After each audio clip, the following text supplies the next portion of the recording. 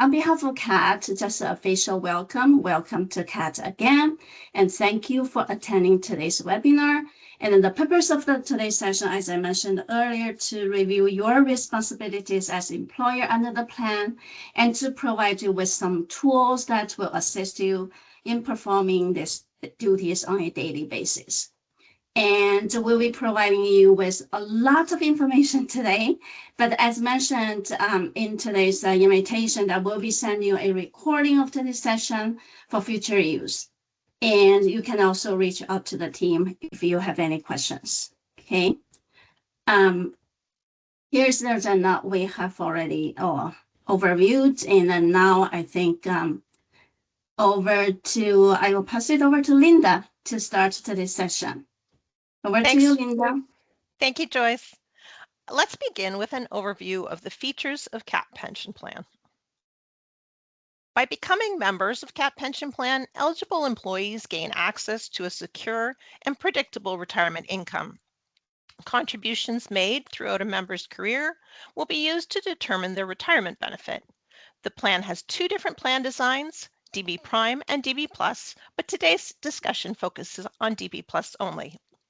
The DB Plus pension formula has two components, as you see here. The annual base pension is the first part. Here we add up the total contributions made by the member and employer for the year and multiply that amount by the annual pension factor of 9.5%. Second is annual industrial wage enhancement.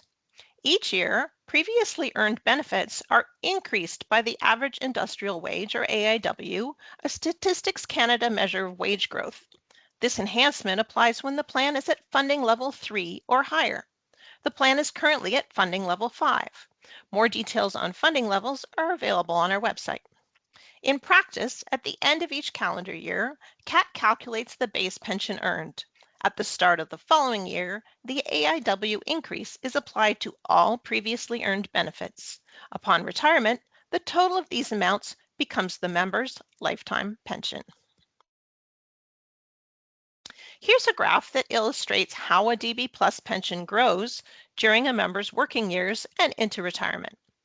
Each year that a member works for their participating employer, their accrued pension increases based on the contributions made and the compounding effect of AIW enhancements. You can see that the darkest blue triangle is the annual base pension, growing over this member's working years from age 20 to age 65 in this example. The mid-blue above that shows the impact of the AIW enhancements, which are also building the pensions. At retirement, that accrued pension benefit is then paid for the member's lifetime. That's the big teal-colored rectangle, with the enhancement on the base pension of a conditional inflation protection in the bright blue above that. This graph assumes the member dies at about age 90, and the purple at the far right-hand side is the survivor pension paid to the member's spouse for the remainder of the spouse's lifetime. The purple portion isn't flat on the top because the spouse's pension also receives conditional inflation protection increases. Let's move on to enrollment. Enrollment eligibility is based on criteria set out in the exhibits in your participation agreement. Your agreement indicates that CLAS will become a participating employer in CAAT Pension Plan effective on November 30th, 2025. The agreement sets out who is eligible to join the plan and the eligibility requirements. CLAS employees who are represented by OPSU Local 332 and non-union employees are both eligible to join the plan. Eligibility requirements are the same for both union and non-union employees. Let's talk about the eligibility requirements for full-time active employees. Full-time active employees hired prior to November 30th, 2025 have a one-time option to opt out of joining the plan. The election to opt out must be completed before November 30th and be in the form and manner specified by CLAS. If a full-time active employee does not exercise this one-time option to opt out, they will be required to join the plan on the later of the effective date, November 30th, 2025, or after completing 3 months of continuous employment. Full-time active employees hired after November 30th, 2025 must join the plan after completing 3 months of continuous employment.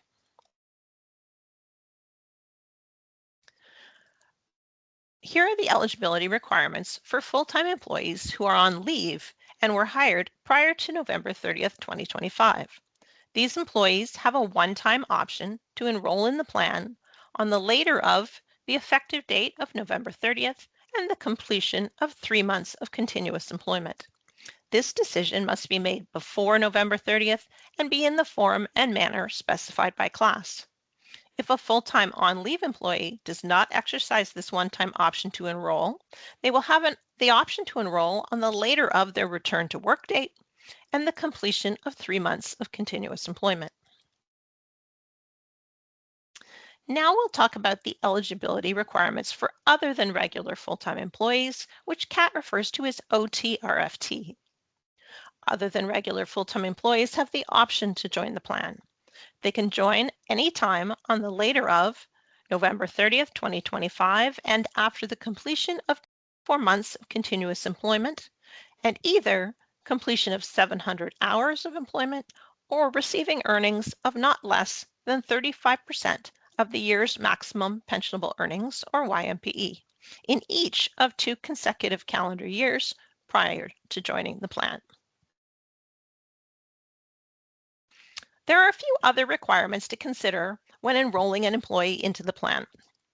The first one is that your new hire may also be employed at another CAAT employer, as we call it working concurrently, or we call them a concurrent member. Or second, your new hire may have terminated employment with another CAAT employer and still be within what we call the 24-month extension of membership period, or EOM. Or the employee may have been a past member of the CAAT plan and may have chosen a deferred pension. That's a pension starting on a later date, or they may have transferred their benefit out of the plan as a lump sum. We call this paid out.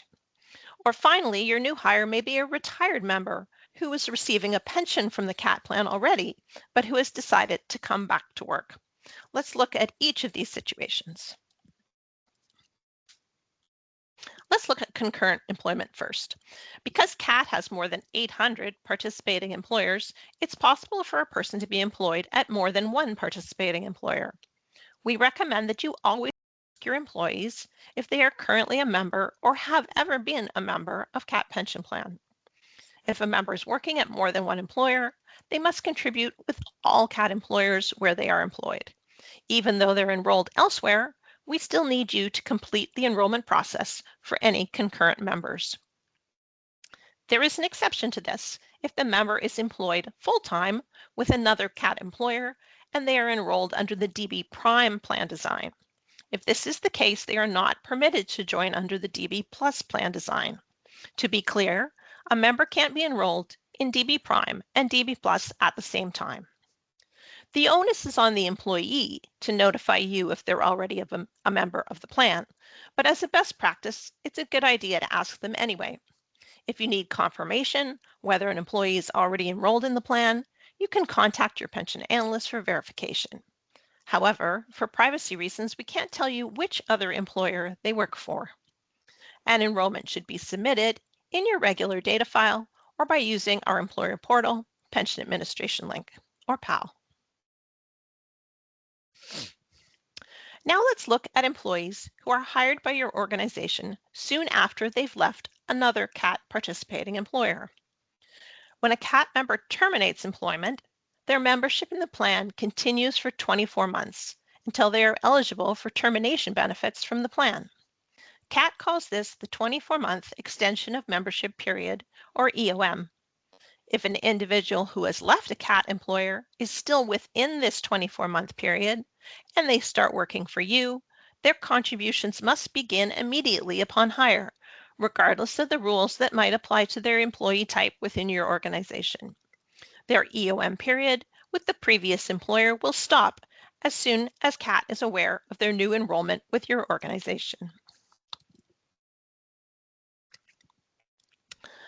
Now, what about members who choose to transfer their CAAT pension benefit to another Canadian Registered Pension Plan, or RPP, during their EOM period? In this case, You would treat these employees as brand new hires because they no longer have a benefit remaining in the CAAT plan. You should enroll the employee according to the eligibility rules in your participation agreement with CAAT for that employee type. So what happens after the EOM period has ended? Consider an individual who left their previous CAAT employer and then they reach the end of their EOM period. At that point, they have to make a choice of what to do with their CAAT pension benefit. If your organization then hires this person, the decision that they made about their pension benefit will impact the actions that you take about their enrollment. If the individual chose to transfer the commuted value of their benefit out of the plan, that's the lump sum value of their pension, then you should treat them as a new plan member for the same reasons we just discussed, because they don't have a benefit remaining in the CAAT plan. But if they still have a benefit with CAAT, which means they're entitled to a deferred pension, they must resume participation in the plan. An enrollment should be submitted in your regular data submission. This slide covers the situation in which a CAAT plan member retires, starts their CAAT pension, and then decides to go back to work, and you hire them. So if a retired member is rehired, they have a choice to either continue to receive their CAAT pension but not contribute to earn additional pension, or they can suspend their pension payments and contribute to the plan as an active member in order to accrue more pension. There's one exception. There's a rule in tax legislation that means a CAAT plan member must start receiving their pension payments by December 1st of the year in which they reach age 71, even if they're continuing to work. So if an employee is a rehire and they are age 71, keep that rule in mind. An employee who has a choice to make about continuing or suspending their pension should seek personal financial advice to ensure that they understand the impact of their decision. Continuing our review of how the plan works, let's look next at member events, starting with the benefits members are entitled to from the plan when they leave their job. If the member is under age 50, when they terminate employment, they will be eligible for termination benefits. If the member is over age 50, when they terminate employment with their employer, they will be eligible for retirement benefits because they have already obtained retirement eligibility at age 50. Their retirement benefits may be calculated as early retirement if they are not yet age 65. When a member terminates employment, they stop accruing a pension, but their pension plan membership will be extended for 24 months from the date of their last contribution to the plan. As I mentioned before, CAAT calls this the EOM period. Looking at the table now on the left-hand side, during the EOM period, the member has two options. If the member does not return to work with their previous employer and does not start working at another CAAT employer, they have the option to transfer their benefit to a new employer's Canadian Registered Pension Plan, or RPP, but only if this other RPP will accept the transferred money. If the member becomes retirement eligible during the EOM period, they can send a request to CAAT to start their pension. On the right-hand side of the table, after the 24-month EOM period has ended, the member will receive a termination package. They will be provided with the option to choose a deferred pension or to transfer out the commuted value. The commuted value option is only available for 6 months after the termination of membership, and then it expires. Upon notification of termination, CAAT will mail an EOM letter to the member directly explaining how the EOM period works. Similarly, when the EOM period ends, CAAT will mail an option package to the member directly. The next member event is retirement. As I mentioned, a member can retire as early as age 50. An early retirement adjustment factor will apply if the member retires between the ages of 50 and 64. The factor is applied for every year between the start date of the pension payments and the date the member would have reached age 65. This factor is based on our funding policy and is currently set at 3%. For members retiring at age 65, the retirement is considered a normal retirement, so there is no adjustment. If they retire after age 65, this is considered as postponed retirement, but this doesn't change how the pension is calculated. Keep in mind that members must stop contributing to the plan and start collecting their pension no later than December 1st of the year they reach age 71. This chart also shows the difference in the types of retirement events and the survivor options and inflation protection, which is available for your reference. If a member passes away before starting their pension, a survivor benefit is provided. This benefit may go to an eligible spouse, or the member's designated beneficiaries, or the member's estate. This applies to members who are actively contributing to the plan at the date of their death, members who are on an approved leave of absence or a disability leave, members who have terminated employment and are in the EOM period, and members who have chosen a deferred pension, but that deferred pension has not yet started.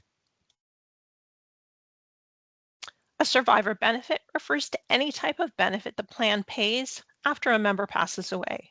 It might be an ongoing pension or a lump sum. Under the plan, survivor benefits are paid according to a specific order of eligibility in the event of death before retirement. The eligible spouse of the member is the primary recipient of the survivor benefit. For active members employed in Ontario and Nova Scotia who have no eligible spouse, but they have eligible children, the children will receive a children's pension. Eligible children are either biological or legally adopted children who are under the age of 18, or children who are in full-time attendance at an educational institution at the time of the member's death who have not reached the age of 25, or children of any age who are unable to support themselves due to mental or physical injury or disease. If the member has neither an eligible spouse nor eligible children when they pass away, their designated beneficiary or estate will receive the pre-retirement death benefit in a lump sum payment.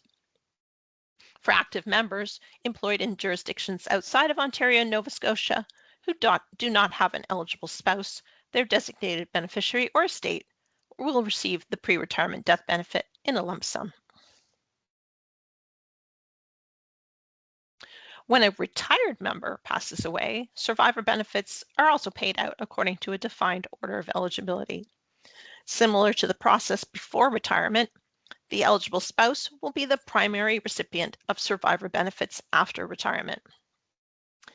Every CAAT pension includes a lifetime survivor pension for the member's eligible spouse equal to 60% of the member's pension at the time of their death. Members also have a choice at retirement to elect 100% or 75% survivor benefit instead of the 60% benefit. If there is no eligible spouse, but the member has eligible children, those children would receive a monthly pension. The amount will be divided equally among all eligible children.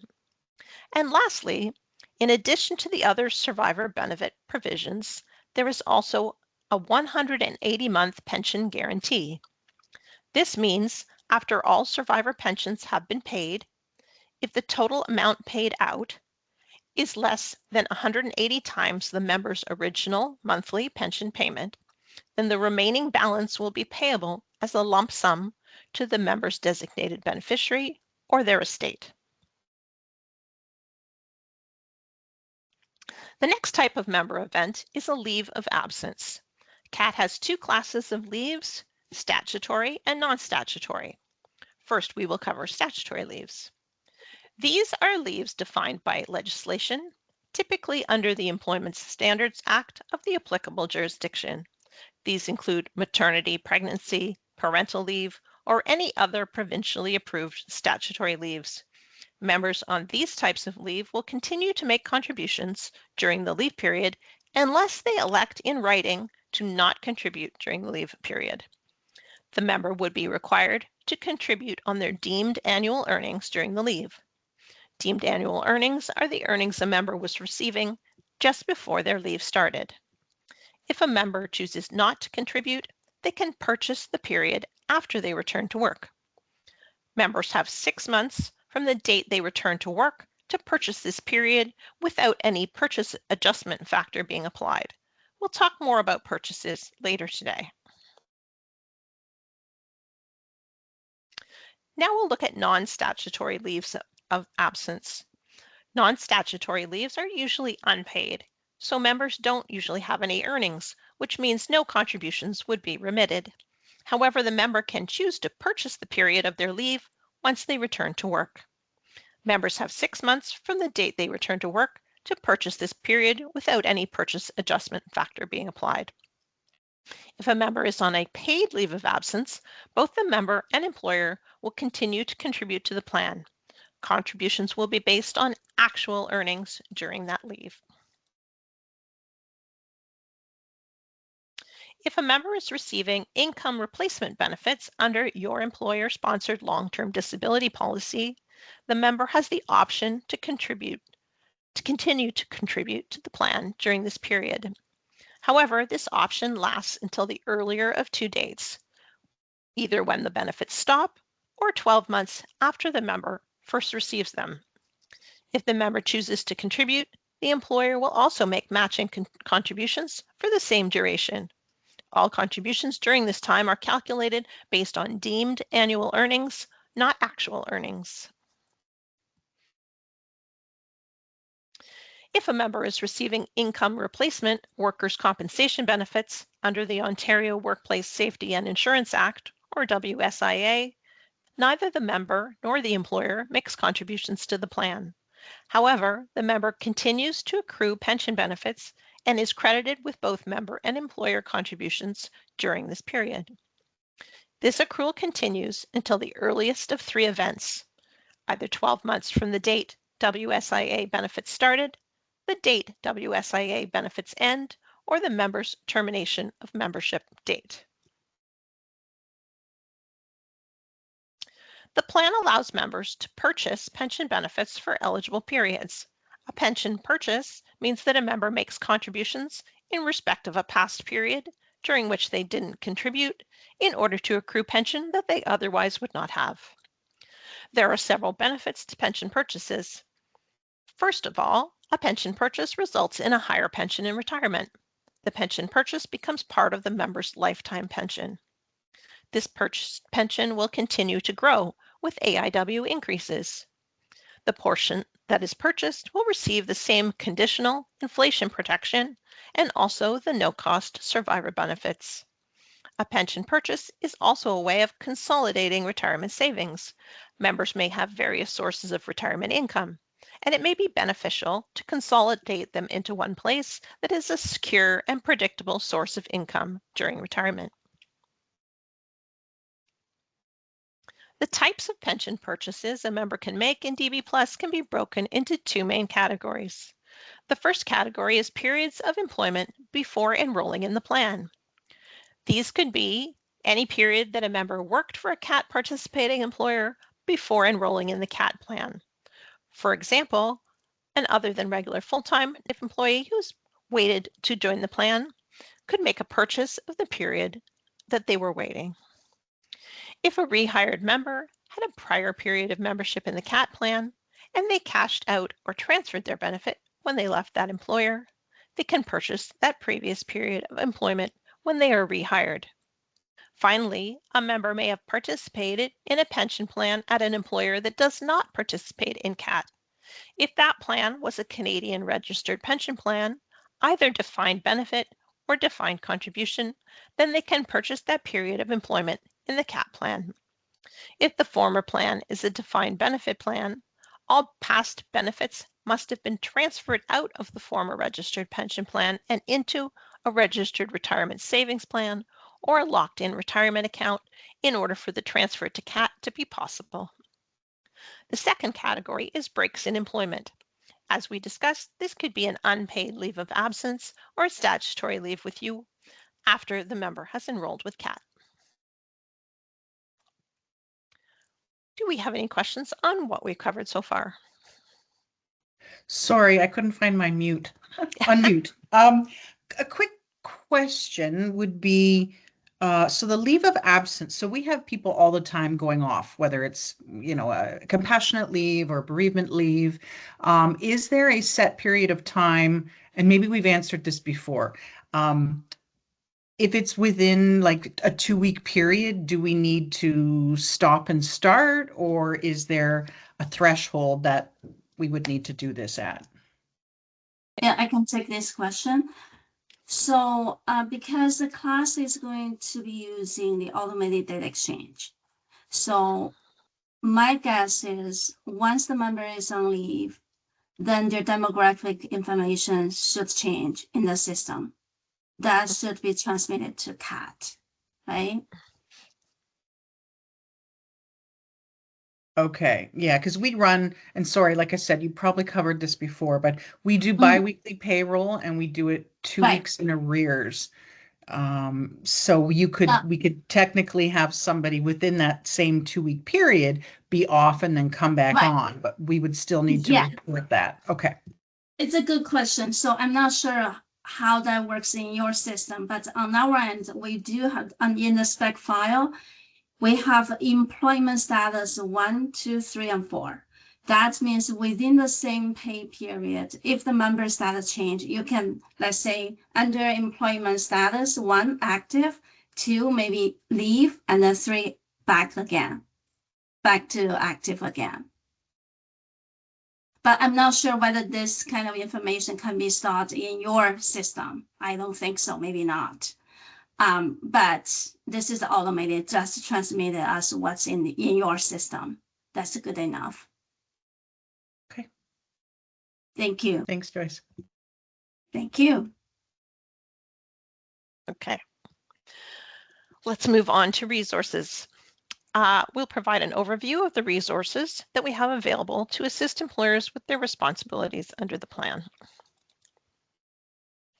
The first tool we want to mention is our CAAT website. It's a great resource for both employers and members. You can access employer tools through the website, and you can also log into PAL from the site. Under Employer Education, you'll find previous webinars that we presented, and you can keep up to date with any news and upcoming sessions that we may have. Members can read about certain topics that affect their pension, review important retirement planning content, and find answers to questions that they may have about the plan. We'll be showing you a demo of the CAAT website shortly. Our employer portal, Pension Administration Link, or PAL, is one of the main resources for employers. Using PAL, you'll be able to review your file processing activity. This is also where you can review any payroll errors or warnings that may arise after data is submitted to CAAT. You're also able to review your employees' data in CAAT records, such as their employment information and plan history, and also track the progress of any retirements. Using the Message Center in PAL, you can contact us directly and send us documents that have confidential information because the site is secure. We understand that you have your login credentials for PAL. The next resource is our employer manual. This guide for employers will help you with your administrative duties. It is exclusively available through the employer portal. You'll find descriptions of each type of event, along with any applicable forms.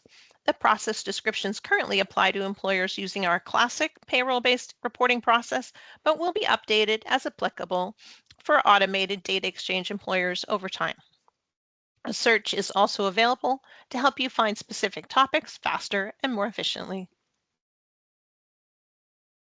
Next is SDoc, our secure document online courier. This is a resource that we make available to you on a temporary basis until you get access to PAL.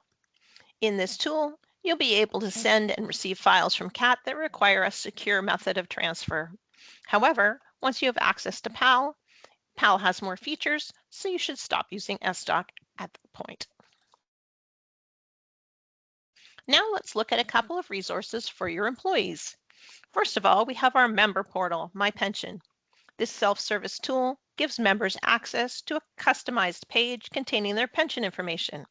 They'll be able to run as many pension estimates as they wish and easily update their demographic information, such as their contact information and marital status. Annual pension statements will also be available each year for members to view and download. If a member has chosen to retire, they would need to start that process with you, but then they can receive, review, and submit their retirement option documents online and keep track of the progress of their retirement application. Another great feature is that members can contact CAAT directly using My Pension, keeping all correspondence secure and in one convenient place. Keep in mind that if you are going to be both an administrator and a member of the plan, you cannot use the same email address for both My Pension and for PAL. Before we move on to the next section, we'd like to introduce the Growth Plus investment account, a retirement savings opportunity that CAAT offers to plan members only. There is no need for additional contributions from participating employers. Growth Plus is designed for CAAT members who want to grow additional tax-sheltered savings and benefit from CAAT's investment returns to grow their savings alongside the secure lifetime pension that they're already accruing with CAAT.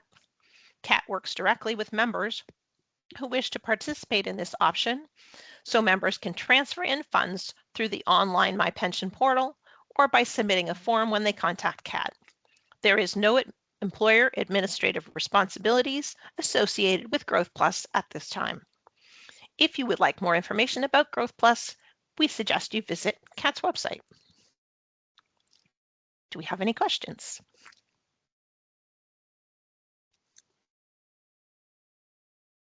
Okay, hearing none, I'm going to pass it over to Holden next to provide a tour of the CAAT website navigation. Thanks, Linda. I will now show you features of the CAAT Pension Plan website. This is a great resource for you as an employer as well as for members. The website can be reached at www.caatpension.ca, and this is the landing site you'll see here. We have a considerable amount of information as well as resources available for you. Members can find lots of useful information here. For example, how they can increase their pension with a purchase, how to estimate their pension, options available if they are planning to leave their job, planning for retirement, and more. We do recommend directing your employees to the member page on the CAAT website if they come to you with questions. We have an FAQ section where members can find some frequently asked questions where they may be able to find answers. Alternatively, you can select the Contact Us tab at the top of the website if you or your members have any questions. Scrolling down, we have email inboxes for member requests and general correspondence. We also have phone numbers and mailing addresses for snail mail. Now for you as an employer, you can also find some useful information here. This will be one of the pages you will visit frequently as an administrator. This section gets updated periodically. Currently, we have the 2024 year in review posted. If you are interested in reading our year in review, you can click on more details here. Scrolling down, one section I'd like to show you is the recruitment toolkit right here. This toolkit supports the recruitment and hiring process. Our aim is to help you enhance your recruitment strategy and attract the right candidate for your position with free downloadable digital and print materials, as well as social media tools.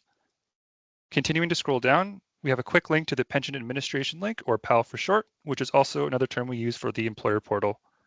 We will cover a demo of the PAL shortly, so we'll continue to scroll past this. Next, we have the Employer Newsroom, where we share the latest information for employers, including news, event invitations, and announcements. You can also register for upcoming employer update webinars, which are designed to help administrators stay informed. Continuing to scroll down, you can visit our Employer Education Guide,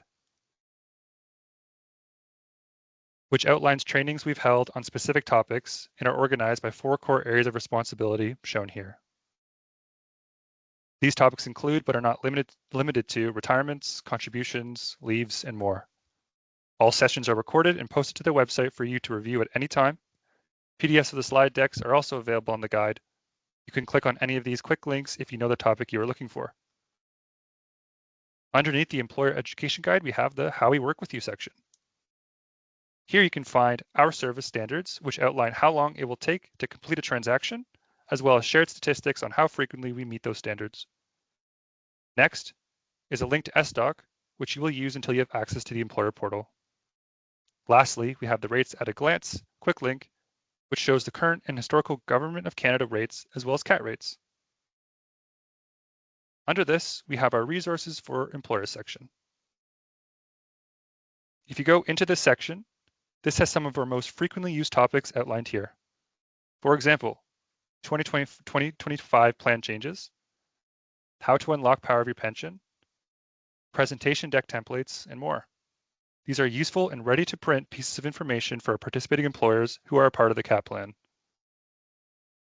You'll notice at any page of our website, you'll see a login button at the top right corner of your screen. This will take you to the login page for both the member and employer portals.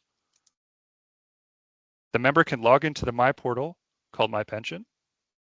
And below that, we have a login option for the employer portal, PAL.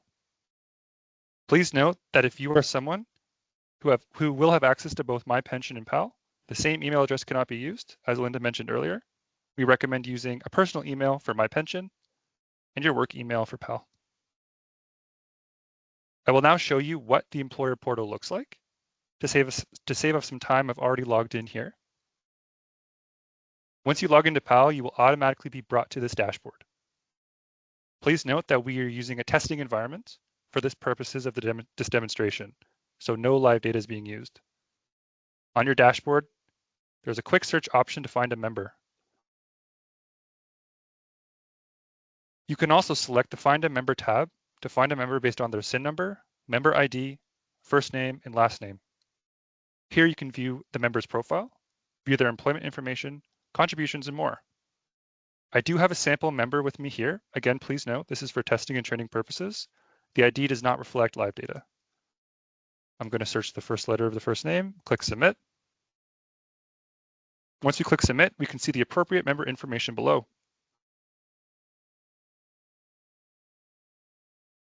Once we select the member information, we can see personal information such as SINs, date of birth. Scrolling down, we can see other information such as their employment information, which includes date of enrollment, annual accrued pension amounts, and plan design. We can also see their employment history. There are other tabs like contact information, member plan history, and if the member has made a pension purchase in the past, you can see that information here.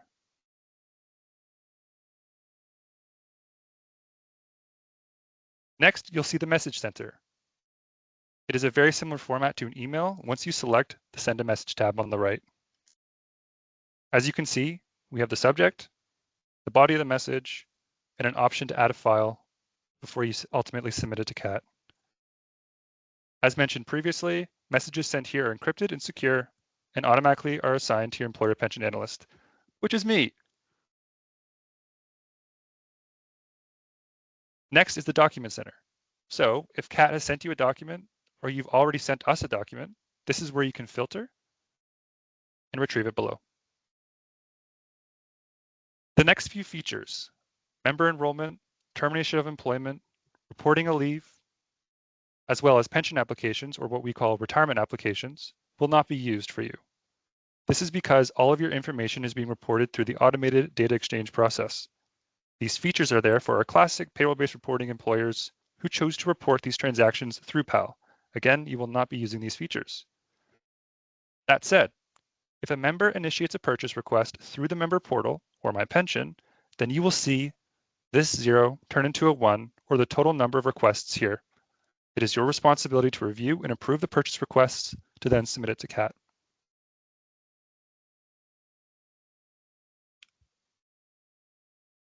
Next, we have the Pension Estimate tab. You can request, as the employer, a pension estimate on behalf of the member up to 3 times a year. As noted previously, the member can log into the member portal or My Pension and request a pension estimate as many times as they wish. Moving on to the Payroll tab. This will be one of your most frequently used tabs. This tab shows the payroll and demographic exchange history between CLAS and CAAT. At the top here, you can see the portion to enter a search term. However, you will not have to search the name of your organization as you are already logged into PAL as a PAL admin. This feature will not apply to you.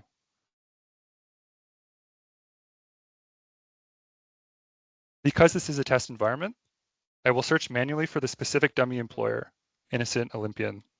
Also, please again note that we are using a testing environment for the purposes of this demonstration, so no live data is being used. Scrolling down, we can see the data exchange history between Innocent Olympian and CAAT. This is where you will review related errors on the submitted file.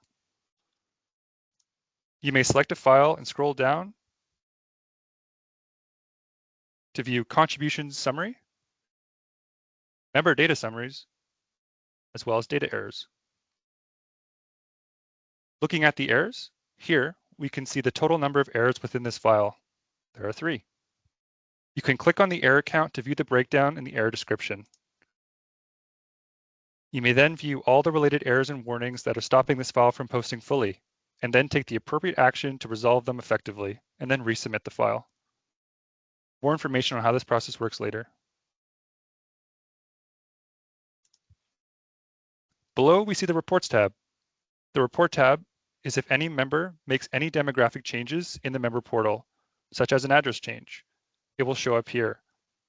You may enter the specific period you may wish to capture a member's change of data and then download a copy of the report. You can then use this information to update records on your end.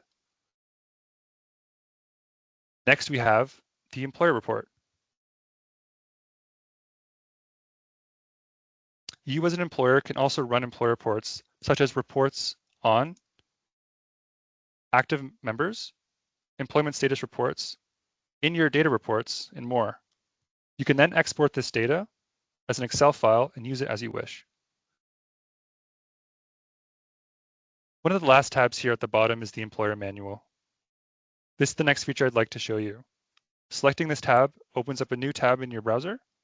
To save some time, I've already opened it here. This is what the employer manual looks like. The employer manual is a great resource to help you understand and carry out your responsibilities as a participating employer of the CAAT plan. We are working on an updated version of the manual, which will cater to the automated data exchange employers like yourself. Once this becomes available, we will share that with you.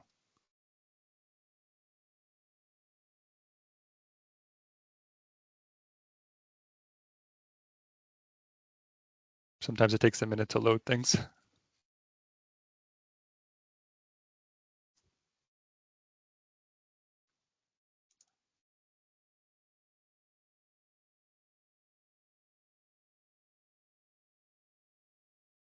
All right.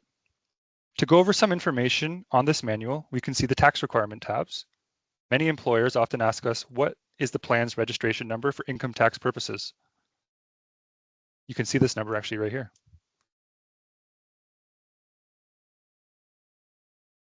Other types of useful information that you can find here include the deadline for remitting contributions. You can see that we have a table that outlines the days the contributions are due. Contribution remittances must be received by CAAT no later than the 30th calendar day following the end of the month to which the contributions relate to. So for example, contributions due on March 2026 must be received no later than April 30th, 2026.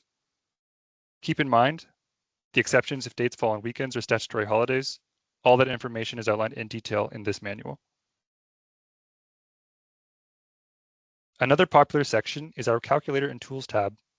This page contains information and links to all member and employer calculators, spreadsheets, and other tools. For example, at the end of each year, you'll have to report the pension adjustment for all active employees. You can use our DB Plus calculation spreadsheet, which updates every year. You can download the spreadsheet and use it to calculate the member pension adjustments. All you have to do is enter the year-to-date employee and employer contributions for the members, and it will auto-populate the pension adjustment, which you will then support or report to CAAT.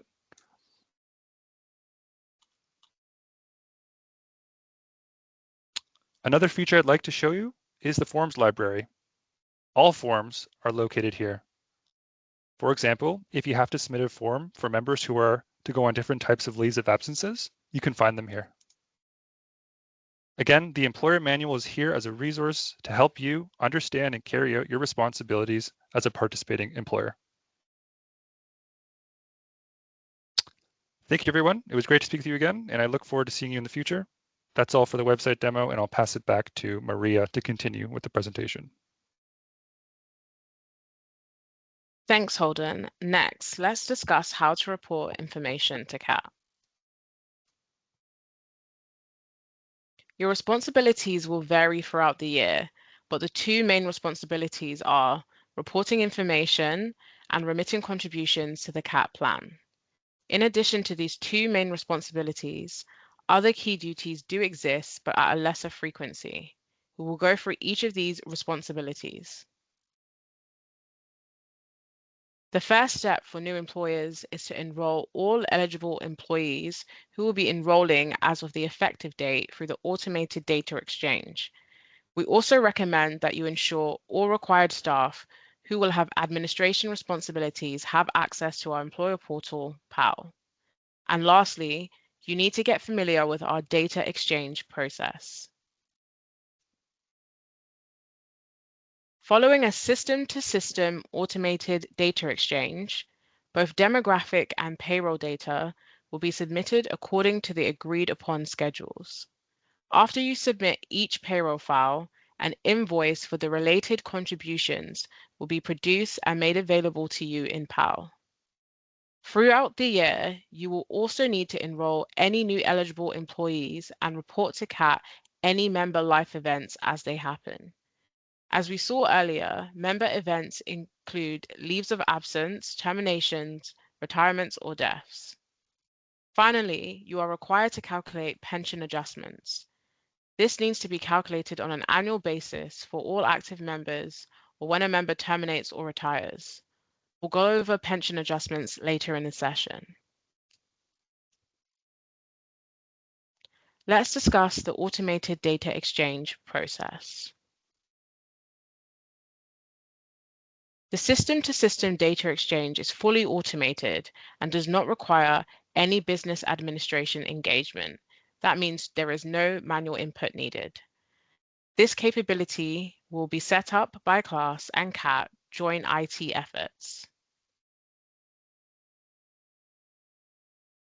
This scenario describes how the data exchange process proceeds if there are no errors detected. In step 1, there is a scheduled, automated, system-to-system data exchange. In step 2, the data is validated and posted in CAAT systems. Finally, an email notification is sent to both class and CAAT. A record of the file processing activity is available in the employer portal, PAL.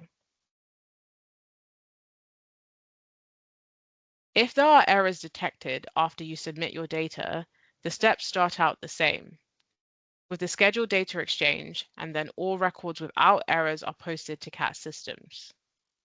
The rejected records are not posted. An email notification is sent to you and CAAT indicating the number and type of errors and warnings. The same error and warning notifications are available in PAL, along with the record of file processing activity. Next, your team will review the errors associated with the records in PAL and make the necessary corrections. Any data corrections can only be resubmitted via the automated system-to-system process. In other words, the corrected file is resubmitted until there are no errors.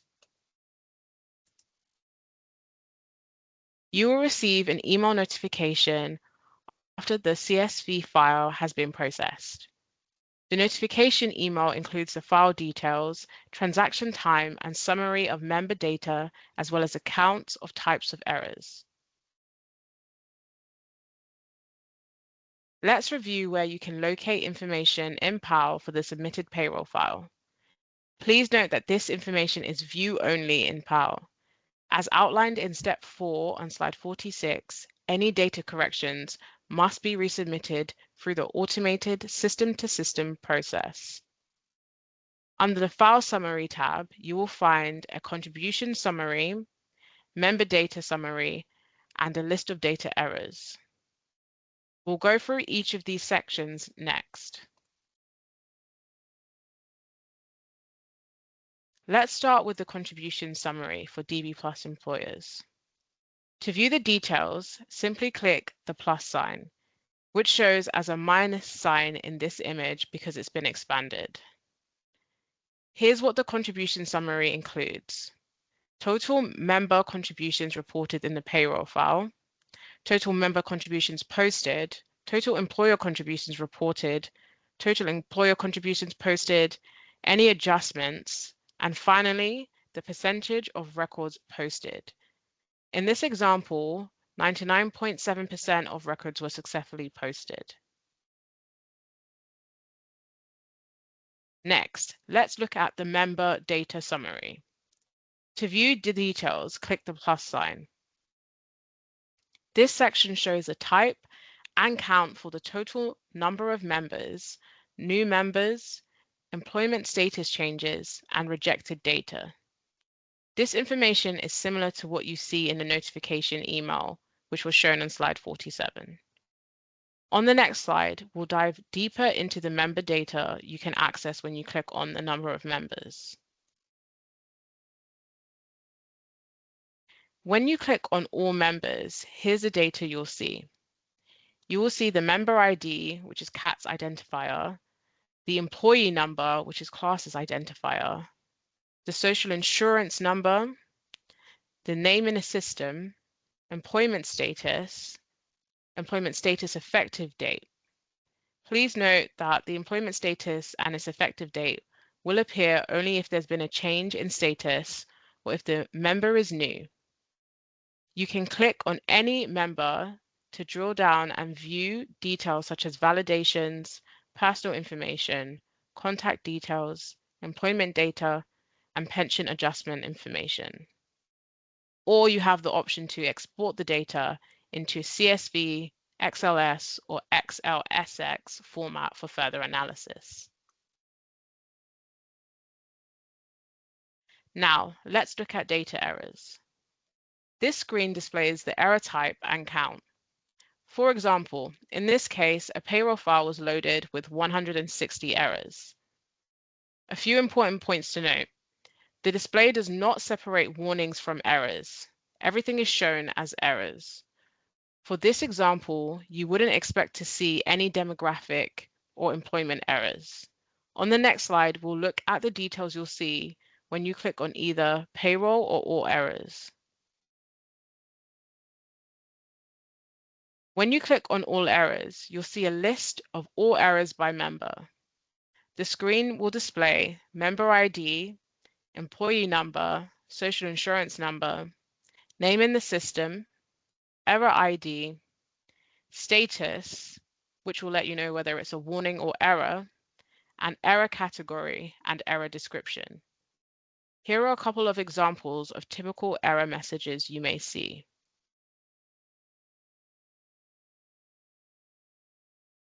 Now, let's discuss how to report member events. During the mapping process, status codes will be assigned for each type of reportable member event. For these 3 events, you can report the status code in the data file on the applicable date. For terminations, the employee's last day worked is a termination date. It's important to report a termination when it occurs. For retirement, an employee who intends to retire should notify class first following your usual procedures. You can report the retirement on the automated data file sent to CAAT up to 3 months in advance of the member's desired retirement date.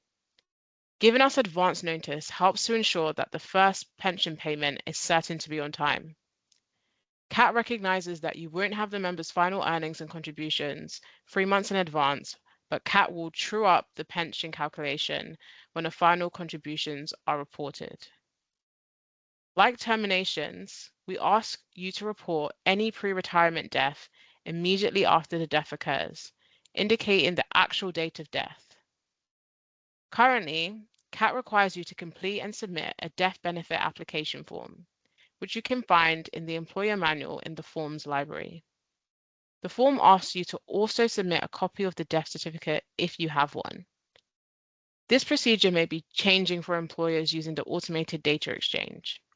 If you need to report a pre-retirement death, please reach out to your pension analyst for assistance. And you can see that a pension adjustment should be reported for each termination or retirement, although it is not required for pre-retirement death.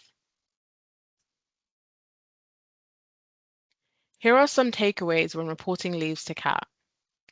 It is important to report leaves to CAAT as soon as they occur. The applicable form will be required, signed by the member for a pregnancy/parental leave if the member elects to not contribute for the leave period, or if a member who was contributing stops contributing during the leave.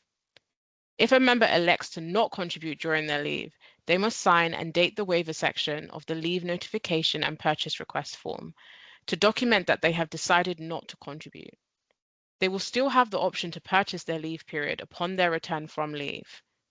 This is an important record-keeping step, so there is no misunderstanding about the member's intentions.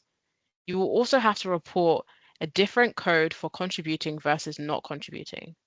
So if the member stops contributing mid-leave, the new code will need to be reported along with the effective date of when the contribution stopped. The forms and instructions on how to complete them are available in the employer manual. Now let's review how to remit contributions to the CAAT plan. The first thing you need to do is set up the contribution deductions for both the member and employer portions based on the rates set out in your participation agreement. Both portions should be submitted together in one payment, and we understand your remittance frequency is bi-weekly. In addition, you should also assist your employees with their pension purchases when necessary.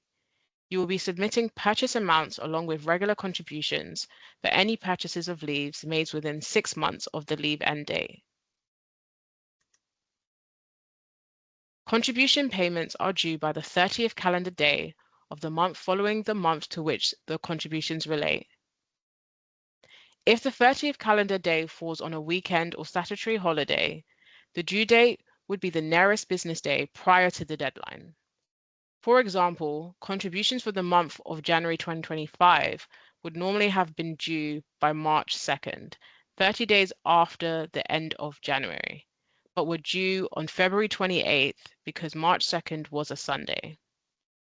If payments are not received by the 30th calendar day of the following month, a late penalty fee will be applied as specified in the plan text, which is currently 1.5% of the amount outstanding per month, prorated for partial months. CAAT accounts for all Canadian statutory holidays, including those not observed in Ontario, when setting contribution remittance deadlines.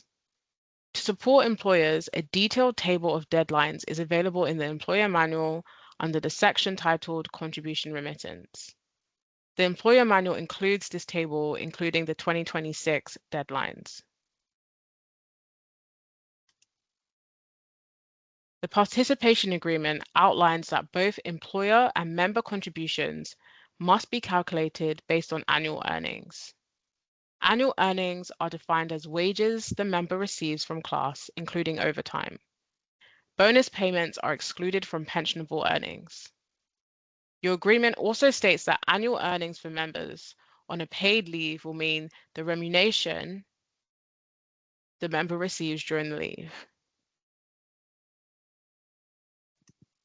Employees enrolled in the plan as of the effective date can choose from 5 contribution rate options.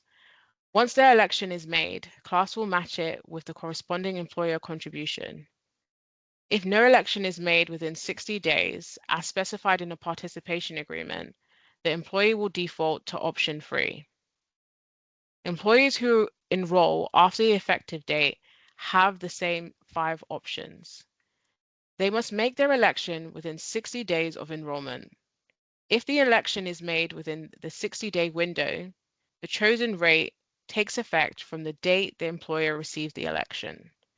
Until then, the employee contributes at the default rate, which is option 3, and the employer matches accordingly.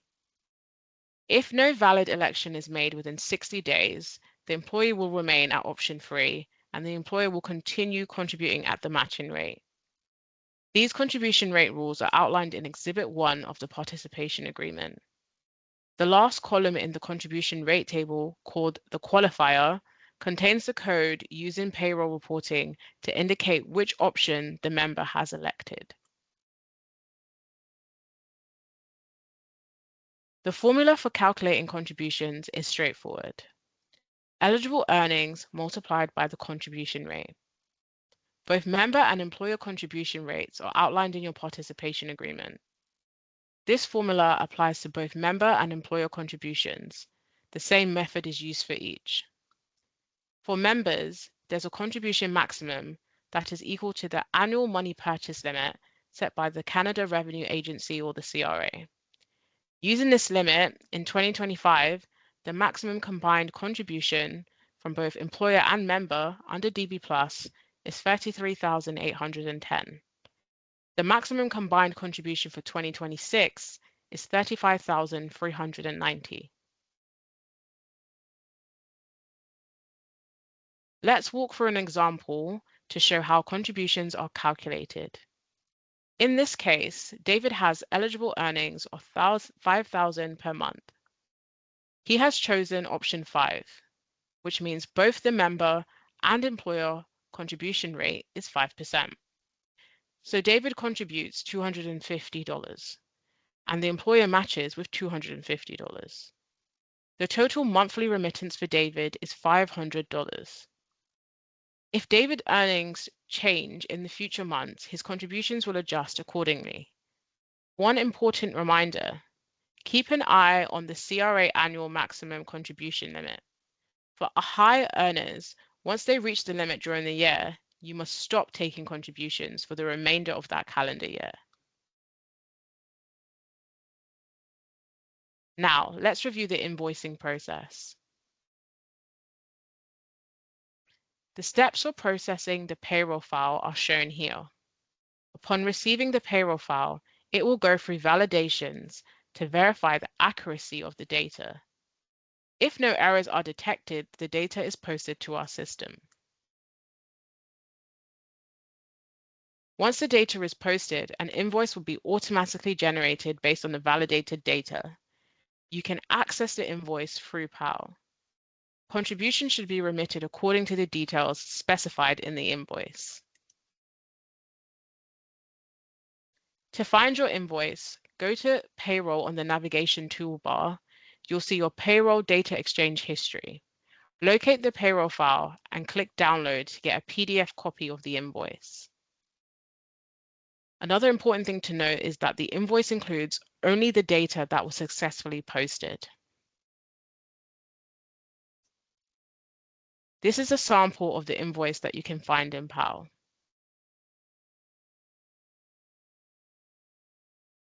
Now, let's review pension adjustments.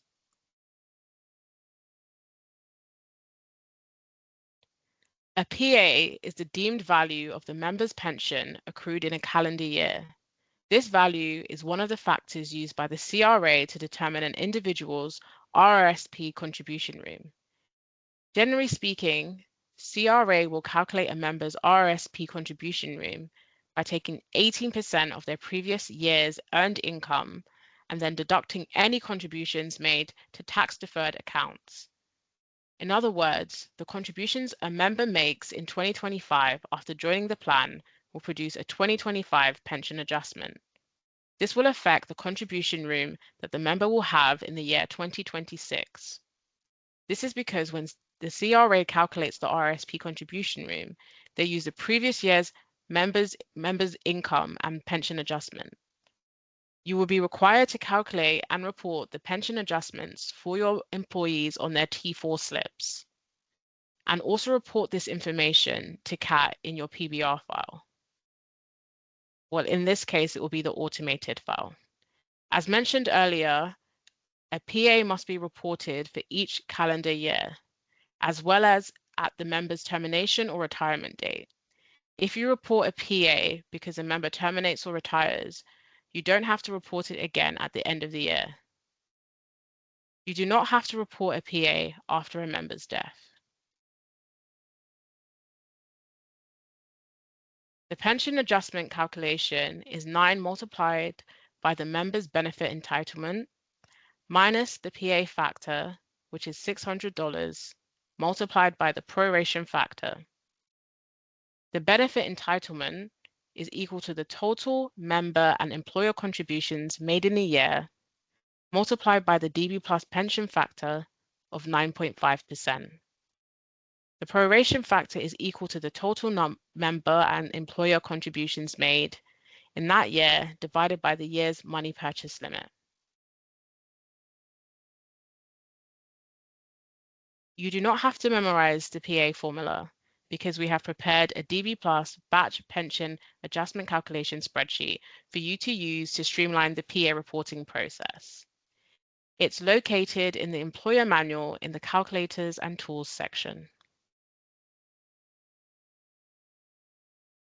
Let's go through an example with Jill. Assuming Jill has eligible 2025 earnings of $62,000 with a member contribution rate of 2% and an employer contribution rate of 2%, Jill will have contributed $1,240 to the plan, while her employer has contributed another $1,240. This would produce a total 2025 contribution of $2,480.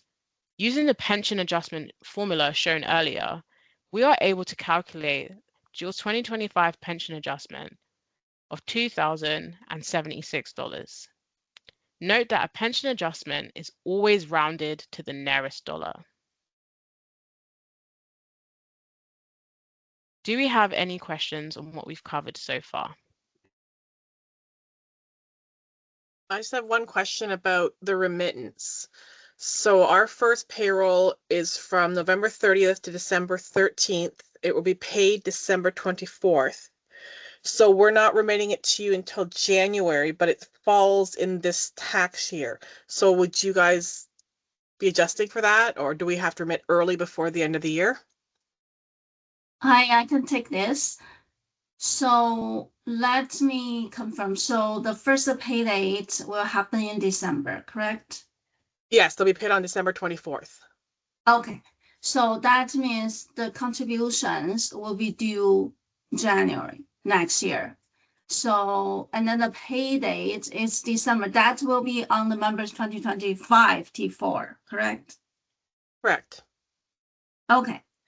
So the contributions won't be due until January, but you just just remit the contribution to us normally, and then but how about the PA, the pension adjustment? Are you going to reflect that on the members T4 as well for 2025? Well, we'd have to because they earn the money in 2025. Right. It's related to 20. Okay. Yeah, that's fine. Just remit the regular PBR and the contributions to us. Okay, so we have to But remit it early because of the tax year, correct? Yeah. As long as you have all the information, just send them over. I believe it's bi-weekly, you guys, right? The payroll frequency is bi-weekly. Well, it's bi-weekly, but we are going to remit monthly. Like we were going to remit 2 pays at once. Okay. Do you mind to give me your pay schedule? Okay, so 30. Okay, give me 1 second. So I think we need to double check the pay schedule. So you were saying your the payroll start date will be November 30th, 2025. And then what is the payroll end date? December 13th, 2025. 13th. Okay. 5. And then the pay date will be December 24th. 2025. Perfect. And then even though your frequency is bi-weekly, but you are going to give us the payroll file monthly, and then they contribution remittance is also monthly, correct? Correct. Okay. So you'll be getting basically 2 pays a month, except for the months that there's 3 pays. Yeah, that's fine.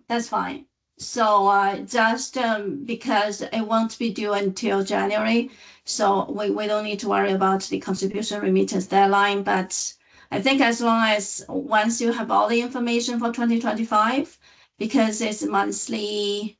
So what is the schedule for you guys to transmit the data, this data to us? So well, because if the pay date is December, it would be January, would it not? Like if I looked at that slide, it said that it was remitted in January. Yeah, that's the deadline. I mean, when you guys are going to plan to transmit, because I'm not sure about the payroll DR and the PR schedule yet, for the automated. Let's say this payroll run is December 24th. When you think the data can be transmitted to us through automated data exchange? So After you a want month, it early a then? week? No, I mean, as long as maybe after a month after that, after the pay date, December Yeah. 24th. Well, we Yeah, would that's do it within fine. the timeline based on what you said. Like you said, it Yeah, was the that's 30th fine. usually of every month. Okay. I just wasn't sure Yeah. if because it falls in this year, I had to remit early. In my experience with the RSPs, we have to have them in before the 31st, or else they fall on the next tax year. So that's why I wasn't No. sure how it worked with the pension. No.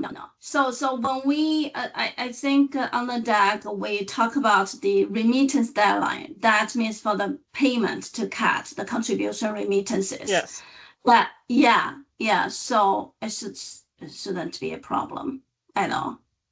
Okay. Yeah. Thank you. Thank you, Joyce. Okay, we will now quickly cover the other key employer responsibilities that may come up during the year. As mentioned earlier, there are several types of pension purchases that members can make. The two main categories of purchases are breaks in employment and periods of employment before enrolling in the plan. Specifically for statutory leaves, it is important to note that if members make this purchase within 6 months of returning from leave, they are entitled to employer matching contributions, effectively lowering their purchase costs. All other types of purchases, a leave that is purchased after 6 months of returning from a leave, will be 100% employee funded. To assist you for each type of purchase, we have provided a breakdown by cost, reporting, methods of payment, and timing. Our CAAT website is a great resource for your employees to learn more about the types of purchases they can make. And they can also use the pension purchase estimator tool to estimate the value of any purchases they may be considering. Registered users in My Pension can also view their eligible leave periods in the member portal.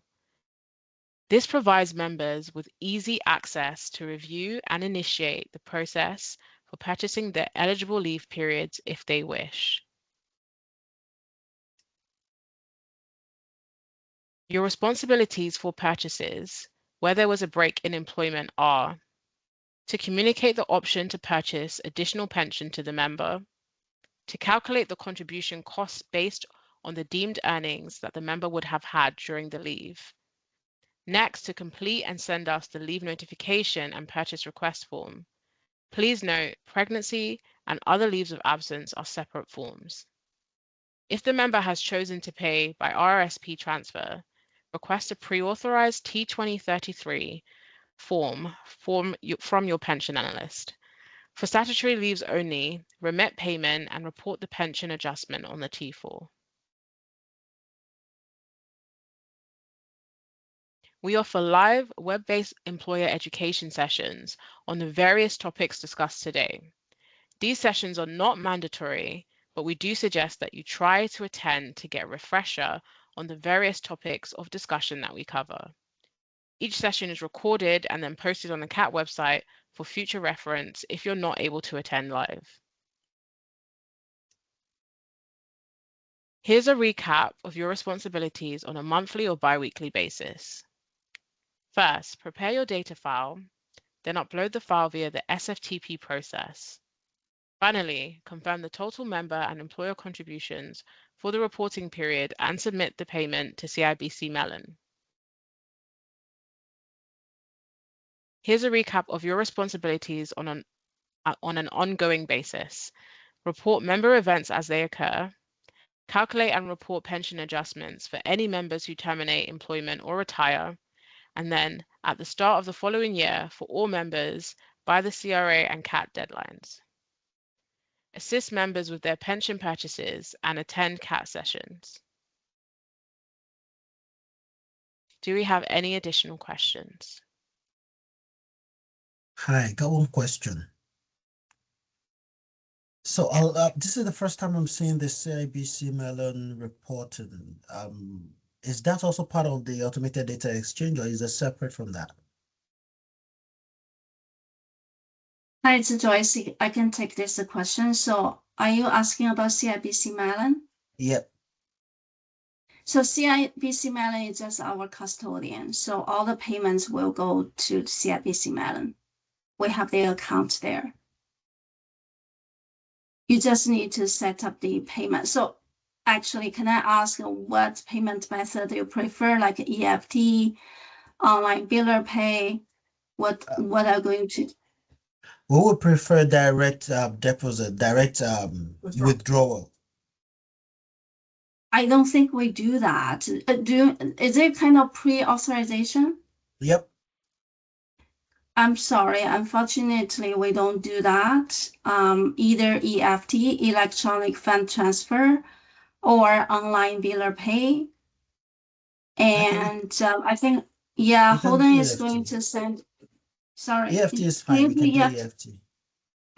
Perfect. And then we will send you all the detailed information in Okay. regards to how to do the EFT payment. That's perfect. Okay. Thank you. That works. Great. I have a question for you guys, actually. Just a kind of follow-up question, if I can share my screen. I just want to understand your pay schedule, just to make sure. Can you see my screen? So this is so your pay schedule is bi-weekly. So this is the first start date, payroll start date, and then this is the pay date. And then the next one will be this. But only the highlighted is the pay date you're going to send us the file and the payment, correct? So let's say the first payroll file you are going to send us will be the pay date of this. And this file, you will be sending us the file covering the pay period starting from November 30th to December 27th, correct? Yes. Correct, but I'm not sure if it would get it on the pay date because that doesn't leave us a lot of leeway time if we're giving you December 27th information on That's January fine. 7th. That's fine. Okay. That's But fine, yeah, it would Kim. be the So yeah, this is what we're going to set up in our system based on this. That's perfect. So based on this, the first pay date is this, since you guys joined us on November 30th. So this won't be due the end of February for the first payment. Okay? Okay. Yeah. So I'm not worried about the No. whether you are going to make the late payment at all. Yeah. So yeah, anything, can we not flip it and do base it on months to make it more understandable? So for example, we'll just do December by itself, and then all the January payments will be submitted in February. All the February payments will be submitted in March. Yeah, so it looks weird, right? So this is better actually the other, but I don't think so because because then we're paying on like random times, and the months that have 3 pays will cause us to bump even further, and then it's just going to get really messy. This one, right? Here Yes. is the 3 pays. So can those 3 just be paid in May? Like, do they have to be 2? Can it not be just whatever is paid in that month is remitted the following month? That's how we do it with the RSP, so we just keep it cleaner. So can you just send us the file, just this one then, to cover this paper? Yeah, we'll send you that by itself, and then going forward. Separate, right? Yeah. And then make a payment separate. Yeah. Okay, and then moving forward, we'll follow this. January, so all this January. February, this. Okay, perfect. Yeah. We can do that. Yeah, and the ones that have 3 pays, then we'll pay them the following month as well. Yeah. You'll just get more. Yeah. Yeah, there's 3 pays will be due end of May. Yeah, and then there's another one, That's I believe perfect. it's in November. There's or October, there's 3 pays. Yeah. Yeah, that's neater. I prefer that. So hold on, we can just do something manually for the pay schedule. That's fine. I think it's better. Yep. Perfect. Thank you. Thank you so much.